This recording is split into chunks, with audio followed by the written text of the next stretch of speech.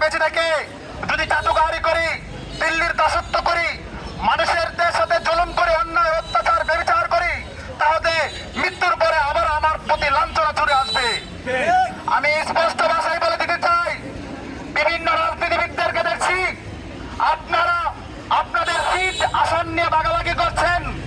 আপনাদেরকে দেখছি বিভিন্ন বড় বড় আন্দোলন, বড় বড় উপমহাদেশের মধ্যে বড় বড় নেতাকর্মী শাস্তি গিয়ে আপনারা বিভিন্ন ধরনের কর্মসূচি দিচ্ছেন। এমনকি হাদি ভাইয়ের রক্তের মাধ্যমে যে দেশ স্বাধীন হয়েছে, সেই কবরের পাশেও আপনারা নাট্য কলা, গান বাজনা করতেছেন।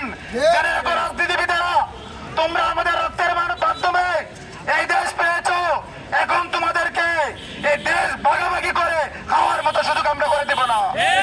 এই ছাত্র সমাজ যতদিন বেঁচে আছে, কোন রাজনীতিবিদ জেনে রাখো, এই ছাত্র রক্তের বিনিময়ে যে সরকার দিয়েছি, সেই সরকারের মাধ্যমে তোমরা একটা প্রশাসন দিয়ে, একটা রাজনীতি দিয়ে, আপনার একটা ইলেকশন দিয়ে একটা দেশ পেয়ে যাবেন। সেই ছাত্র জনতা কখনো তা হতে দেবে না। বিচার দাবিতে একটি সংগ্রামী প্রতীক হয়ে থাকবে সেই গ্রাফিকে।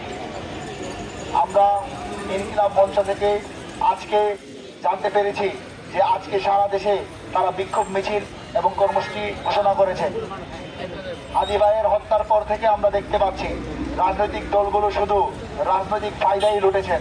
তারা প্রকৃতপক্ষে চাইলে হাদি ভাইয়ের বিচার দাবির জন্য সর্বোচ্চ ভূমিকা পালন করতে পারতেন, কিন্তু তারা কেমন যেন কুসুম প্রতিবাদ করে যাচ্ছেন। তীব্র প্রতিবাদের মাধ্যমে বিচার দাবির যেই প্রক্রিয়া অন্যান্য ক্ষেত্রে আমরা তাদের বেলায় লক্ষ্য করেছি, সেইটি হাদি ভাইয়ের বেলায় আমরা লক্ষ্য করতে পারছি না।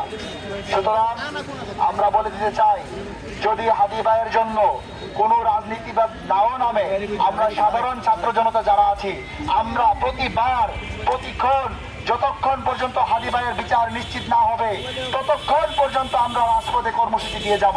একজন জান্নাতি সবুজ পাখি হয়ে গেছে আল্লাহ। আয় আল্লাহ, তার উসিলে আমাদেরকে সবাইকে মাফ করিয়া দাও আল্লাহ। আয় আল্লাহ, সবাইকে ওসমান হাদির চেতনা এবং দেশ ও জাতি নিয়ে চিন্তা করা তৌফিক দান করো আল্লাহ। আল্লাহ ব্রাহ্মণ আমিন বিরহমাতিকে আরহামার রাহিমিন।